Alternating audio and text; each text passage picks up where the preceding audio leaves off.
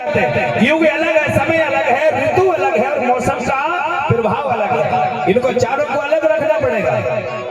अगर चारों को इकट्ठा लेके चलोगे तो समझ में नहीं आ पाएगा। अभी अगर कलयुग है प्रमाण करना चाहते हो तो बताइए मुझे, कोई बता सकता है? इजाजत है, लेकिन आप नहीं बताओगे। अगर कलयुग है तो बताओ, क्या सूरज महाराज जहां से आ रहे थे क्या उन्होंने आना बंद कर दिया? यहाँ पर रात की जगह में इमली फलना चालू हो गई, यहाँ पर गेहूं लगा रहे, चना फल रहा है, ऐसा कुछ हो रहा है क्या? नहीं हो रहा। हाँ, लेकिन दोस्त एक कलयुग आया है, तुम्हारे नैन गड़बड़ हो गए देखने के, समझ जानो कलयुग प्रकट हो गया। ताली बजाओ। हाँ, तुम्हारे नैन गजराने गलत हो गए, देखने का नजारा बदल गया। पहले के जमाने में बहन, नानी, दादी, मामी, मामा सबको सम्मान दिया जाता था।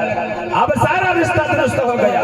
कोई की बेटी हो, अरे मैं तो देखता हूँ, अरे किसी की बेटी निकल जाए सजी बजी तो अरे बाबा क्या क्या बातें करते हैं। और कहीं अचानक सुनो ना, ऐसा सोचने से पहले 10 बार सोचा करो। आज दूसरी की बेटी को देख करके हंसी आती है आपको, जब आप बुजुर्ग हो जाओगे और आपकी नातन निकलेगी और किनारे पे कोई मजाक उड़ाएगा तो बुरा लगेगा, क्योंकि उस समय तुम्हें बोलने का मौका नहीं मिलेगा दोस्त, ताली बजाने मिलेगा। क्योंकि तुम्हारा समय उस समय था जब तुमने मजाक उड़ा लिया। अब समय तुम्हारा सुनने का है तो सुनना पड़ेगा। इसलिए अच्छा चाहते हैं कि भगवान एक कान से ना सुनाई पड़े, ना आंखों से दिखाई ना दे, बस हमें तो यही चाहते हैं शांति मिले, बुरा ना हो किसी के साथ। इसी को तो युग कहा जाता है। कल छोड़ दीजिएगा, कल गोडी में शराब होती है, एक आदमी दारू पी के जाए तो कलयुग खड़ा हो जाता है। गोडी में कल्याण होती है दारू शराब, हाँ पूरा परिवार को खंडन करता है। अगर कहीं अचानक एक घर का मुखिया दारू पी शराब पीवे और बाल बच्चे पत्नी इंतजार करती है कि मेरे स्वामी काम पे गए हैं और शाम को पी के आए, तो वो तो रोज मस्ती पर चूर होते जा रहा है, उसको आनंद आता है। लेकिन परिवार दुख रहे तो क्या का स्वर्ग है, काय का कलयुग, काय का क्या, बताइए ना मुझे। कहाँ जाना चाहते हो आप? अरे स्वर्ग तो वो होता है राजा, अगर नोट चटनी में भी रोटी खाएं प्रेम के साथ तो समझ जाना वो स्वर्ग है। हाँ, उससे बड़ी दौलत कहीं नहीं है। हमें तो पहचान यही हो जाती है कि बाबा कुछ नहीं देना, हमारे परिवार में सब बाल बच्चे अच्छे खुश रहे, बस नॉर्मल रोटी चटनी दे देना, आनंद जीवन हो जाए बस। हाँ, ज्यादा गाड़ी घोड़ा भी नहीं चाहिए, ज्यादा महला गाड़ी नहीं चाहिए बाबा, बस जीवन में इतना हो जाए कि प्रेम की रोटी सब खाएं और हमें खाने दें बस। तो समझ जानो आपकी बड़ी सतीव बड़ी है, और अगर आपने बात को बर्ताव नहीं रखा तो समझ जाना बिखरा हो जाएगा। तो कलयुग को छोड़ दीजिएगा, बस आप अपने आप को ठीक रखो, नजराने ठीक कर दो, लेना ठीक कर दो, बातचीत ठीक कर दो, विचार विचार आपके सही रहे। कोई का बहन हो चाहे बेटी हो, रास्ता में जो लगता है उसका पालन करना प्रारंभ करो। अभी तो हम क्या बताए, ऐसे ऐसे हम कई बार विचार आते हैं तो बताते हैं लोग, गुरु जी हम क्या बताए, वो ऐसा हो रहा वो वैसा हो रहा, हम भी विचार में पड़े कि आखिर हो क्या रहा है, क्या बात है। मैंने कहा था ना, मानो को एक बार जवानी आती है, लगती राई को हर साल जवानी आती है। मैंने कहा था अभी आपसे, एक बार जवानी आने पर रहा नहीं जाता। अरे भैया, आज किसी की बहू हो तो कल किसी की सास, कल किसी की सास हो तो कल किसी की परसों किसी की दादी, हमें भी सोचना पड़ेगा। अरे जब जवान रहते हो तो हनुमान बने फिरते हो, और बुढ़ापा आ गया तो ये बाबा दूसरे का सहारा लेते हो। अगर आप जन्म से ही अगर ऐसा रहना चाहते हो तो सबको प्रेम दो ना भैया, प्रेम दो ना, तो सदा के लिए हिमाल पे हनुमान बने रहोगे। और अगर समय आएगा, ऐसी ऐसी तकलीफ देखा है मैंने, लोग पूछते नहीं है समय आएगा, कोई नहीं पूछा जाता, दुनिया में सब कुछ मिलेगा लेकिन वो प्रेम नहीं मिलेगा जो प्रेम तुमने प्रेम से बांटा है। अगर जवानी पे प्रेम बांट दिया होता, वो प्रेम बुढ़ापे में भी तुम्हें मिल गया होता। बोलिए माता पिता दादा दाई दा। मैं बार बार ता बोलता हूँ, दाई बोलता हूँ, दादा बोलता हूँ। अब आप लोग कहते होंगे मैया को भी मैं नर्मदा दाई दा बोलता हूँ, आप कहते होंगे गुरु जी क्यों नहीं बोलते, हम इसलिए नहीं बोलते भैया, कहीं अचानक जैसे प्रेम से हमने कहा कि नर्मदा मैया की जय, तो आप प्रेम से कहते हैं जय, और कहीं हमने गुस्सा से कहता है नर्मदा मैया की, आप कहोगे जय हो जाए। हाँ, गड़बड़ होता है ना दोनों शब्द, इसलिए हम जय मैं नहीं कहते, हम तो सेवा कहते हैं। मैंने कहा था ना कभी गुस्सा नहीं होना। कोई राम राम कहे तो गुस्सा नहीं होगा, मैं रोज बताता हूँ, बताऊंगा ना, क्योंकि हमारे लोगों के अंदर एक चैप्टर लगी हुई है बहुत बड़ी। हाँ, ये ब्रह्मांड, ये जो सिर है ना, ये ब्रह्मांड, ये धरती ब्रह्मांड नहीं है, ये सिर ब्रह्मांड है। इसी को ब्राह्मण कहा जाता है, जिसका ब्रह्मांड काम करता है वो। अब यहाँ पर बता दिया गया है मनुस्मृति में, हमारे गुरु जी भी बैठे हैं कि भाई शूद्रों का जन्म पैर से होता है, वैश्य का जन्म कमर से होता है, क्षत्रिय का जन्म भुजाओं से होता है, ब्राह्मण का जन्म मुख से होता है। पर ऐसा नहीं है, कहने पे सोपड़ी होती है। ज्ञानी को ब्राह्मण कहा जाता है और क्षत्रिय को, जिसको लड़ने की क्षमता हो, उसे क्षत्रिय कहा जाता है। और पेट होता है वैश्य, जो सब चीज पचा के आहार कर देता है। और शूद्र उसे कहा जाता है, अचानक अगर मेली भी चीज है तो उससे निंगे पार कर दे, वो पैर होते हैं, उसे जन्म नहीं होता है। भले उसका उदाहरण गलत लिया हो, लेकिन उदाहरण ऐसा नहीं है जो मैं बता रहा हूँ वो सत्य है। ताली बजाओ। ऐसे ही है ना गुरु, ऐसे ही है। शूद्र यानी होता पैर, यानी सबको रोंद के निकल जाता है, और वैश्य यानी होता पेट, जो सबको पचा करके निकाल देता है। क्षत्रिय यानी होता है भुजा, यानी लड़ने की ताकत होती है। और मुख यानी होता है ब्रह्मांड, यानी जिसको ज्ञान प्राप्त हो तो समझ जाने वो ऐसा नहीं कि मुख से पैदा हो, नहीं होता है। जब भी होता तो सब मां के कोख से पैदा होता है। बोले लिखा क्या है, मैं इस बात में तोड़ नहीं करता, लेकिन प्रकृति में बात है और बात को रखना पड़ता है। बोलिए परम शक्ति फड़ा पेंदा। हाँ, तो इसी प्रकार से यहाँ बात आगे बढ़ जाती है। तो मेरे प्यारे, आपकी गाथा कहाँ है, याद है कि नहीं? कितने लोगों को गाथा याद है, बताओ। इनबाती जी ऐसे नहीं, हमें पता है कहां पर इनबाती जी बैठे हैं। गाथा बताना पड़ेगा राजा, कहां चल रही है। हम बहुत लंबे चले गए, समझाना बहुत पड़ता है ना, क्या करें, पहली बार आए हैं और पहली बार में तो भाई समझाना जरूरी है।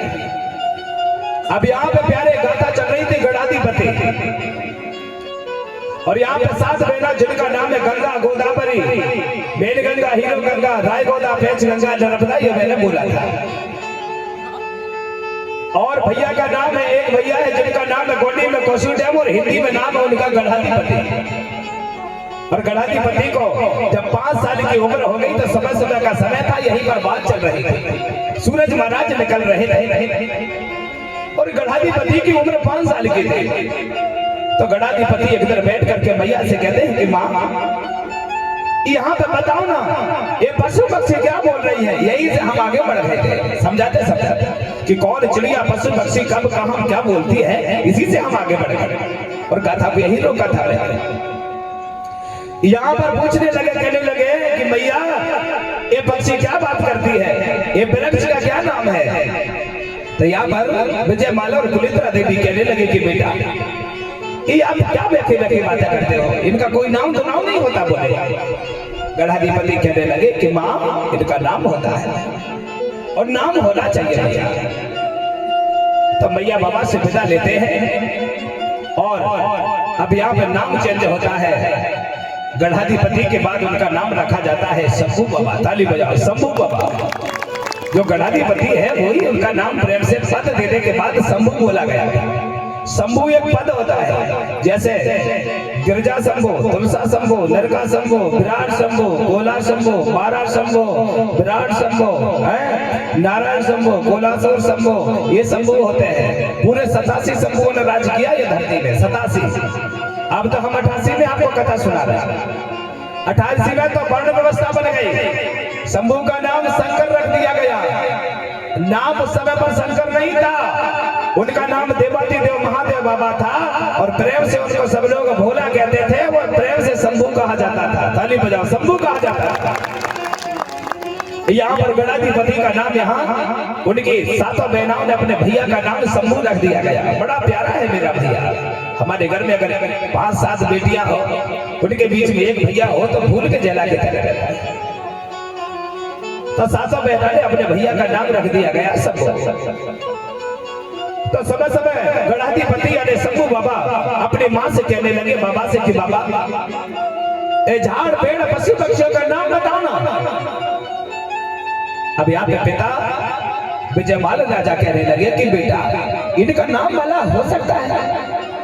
शंभू बाबा कहने लगे कि बाबा, इनका नाम क्यों नहीं हो सकता। बोले हो सकता है। तब भैया हम नहीं कह सकते, इनका नाम बोले तो आप ही बताइए। अब यहाँ पे विचार मंथन करते हैं। अमरकोट की पावन धरती पर गणाधिपति का जन्म हुआ। यहाँ पर विजयपाल राजा कुलिंद्रा देवी गणाधिपति और अमरकोट की पावन धरती पर उनका आगमन हुआ था। अब यहाँ पे पावनगढ़ संतान प्रगना बनकर तैयार हो गया। झाड़ पशु पक्षी चींटी मोंगी सब तैयार हो गए। जब सब तैयार हो गए तो भोले बाबा गणाधिपति अपने भैया बाबा से विदा लेते हैं और एक बहुत बड़ी पहाड़ी बावनगढ़ में निकल पड़ते हैं। उसी समय पर सतयुग था, मैंने कहा ना सत्य बोलते थे लोग, झूठ नहीं बोलते थे। तब भोले बाबा अमरकोट की धरती से निकलते हैं और जहां जहां से चलते हैं अगर पत्थर में भी पैर रखते हैं तो उनके पंजों के निशान पत्थर में भी बन जाते हैं। उस समय ऐसा सत्य बोलने वाली वाणी थी कि अगर भोले बाबा ने जहां पर पैर रखे हुए थे वहां भी उनके पंजों के निशान बन गए। अमरकोट की धरती से निकल जाते हैं और जैसे निकले भैया तो जाकर के सीधे चौड़ागढ़ पहुंच जाते हैं, जिसको आपकी भाषा में शंकर जी को कैलाश पर्वत बता दिया गया है। इसी प्रकार से गणाधिपति देवाधिदेव महादेव बाबा शंभू बाबा अपने चौड़ागढ़ पहुंच जाते हैं। और जैसे ही चौड़ागढ़ पहुंचे तो चौड़ागढ़ में जाकर सिलपत्थर के ऊपर बैठ करके अपनी समाधि लगाते हैं और पशु पक्षियों की वाणी को सुनकर अपने हृदय में धारण करते हैं कि कौन से समय, कौन सी ऋतु, कौन सा मौसम, कब पानी की वर्षा होती है, पूरा यहाँ पर मंथन विचार करते हैं बैठ करके।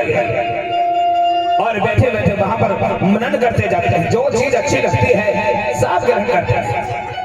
अब लोग बोलते हैं रुद्राक्ष अगर पहनोगे तो आप ये हो जाओगे, ये तुलसी की माला पहनोगे तो ये हो जाओगे। ऐसा कुछ नहीं था, ये तो भोले बाबा की देन है। हमारे भोले बाबा को जो अच्छा लगता था वो पहन लेते थे। वो तो जंगल में बनाते थे। रुद्राक्ष फल को पहचान लिया, बना लिया, पहन लिया। सिंगमोर मुकुट बनाते थे, हाँ सिंगमोर मुकुट बना के पहन लेते थे। अपने हाथ में गदा त्रिशूल बना लेते थे, डमरू बना लेते थे। भोले बाबा बड़े ज्ञानी।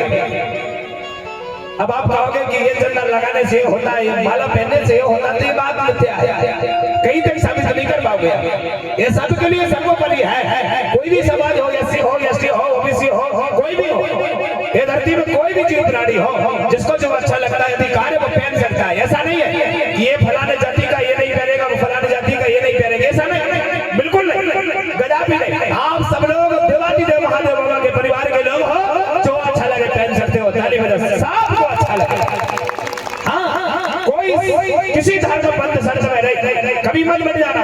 कहीं पर जाति पाति का भेदभाव हो, बंटवारा हो, ऐसी कथा नहीं सुनना।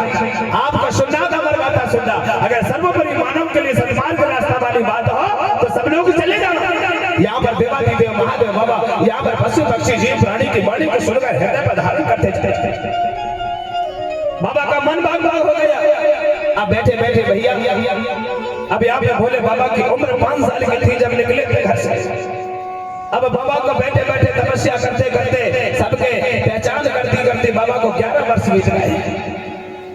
11 वर्ष बैठे बैठे बीत गए और 5 साल उम्र के हो गए, यानी 16 वर्ष बीत गए। यहाँ पर बाबा को याद नहीं आ पा रही। बाबा तो मगन हो गए अपने, उन्होंने ध्यान नहीं दे पाई कि क्या करना चाहिए, क्या नहीं करना चाहिए।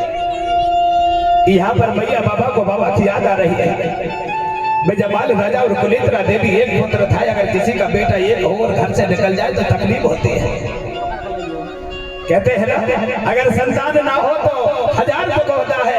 अगर संतान होने के बाद अगर माता पिता की सेवा ना करे, दुख दे परिवार को, तो लाखों दुख पैदा हो जाता है। लेकिन उसी बीच में अगर कहीं परिवार अपना बेटा अपने माता पिता का नाम कर दे ऊंचा तो गर्व से सीधा चौड़ा हो जाता है।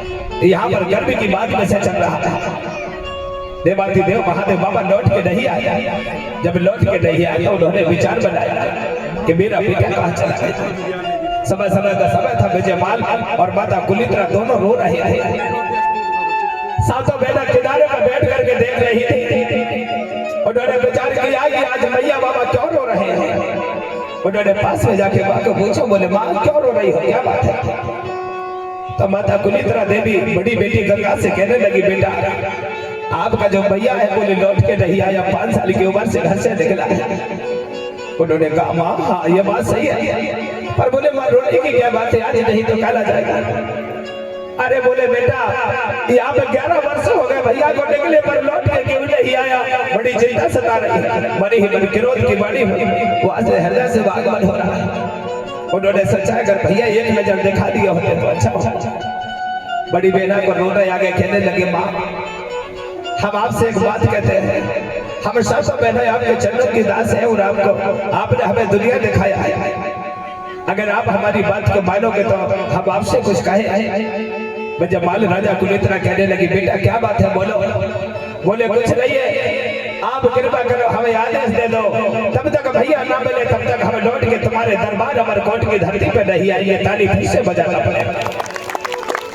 अमरकोट की धरती पर लौट के नहीं आएंगे जब तक हमारे भैया देवाधिदेव महादेव भोले बाबा नहीं मिलेंगे। हम पूरे सवा रात झाड़ी वनस्पति पर ढूंढेंगे, अगर भैया ना मिले तो हम लौट के नहीं आएंगे।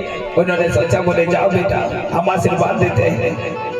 अभी आज से सातों बहना भैया बसराम अब निकल चलते हैं अपने देवाधिदेव बड़े भैया शंभू बाबा को ढूंढने के लिए, और हम सब लोग चलते हैं भोले बाबा को ढूंढने के लिए। अब आज हमारी कथा के अनुसार भोले बाबा का आगमन हुआ है। कथा के अनुसार आज हुआ है। हमने हमारी गाथा में आपको बहुत सी चीजें रखी है, लेकिन आज कथा में देवाधिदेव महादेव बाबा का सर्वप्रथम धरती में मानव की उत्पत्ति कैसे हुई, कौन का आगमन हुआ, अब जाके हमारे देवाधिदेव महादेव बाबा का आगमन होता है। बोलिए देवाधिदेव महादेव बाबा का, शंभो बाबा का। अब यहाँ ढूंढने जा रहे हैं और क्या कह रहे हैं देखो जरा। ये भैया कहाँ निकल गया, बोलो ना जरा। अब उस समय पर कोई मकान नहीं था बाबरगढ़ में, बासे के टीला में अमरकोट की धरती में मरे हैं। तो यहाँ पर बड़ी चिंता सता रही है। और क्या कहते हैं, ये भैया कहाँ निकल गए रे।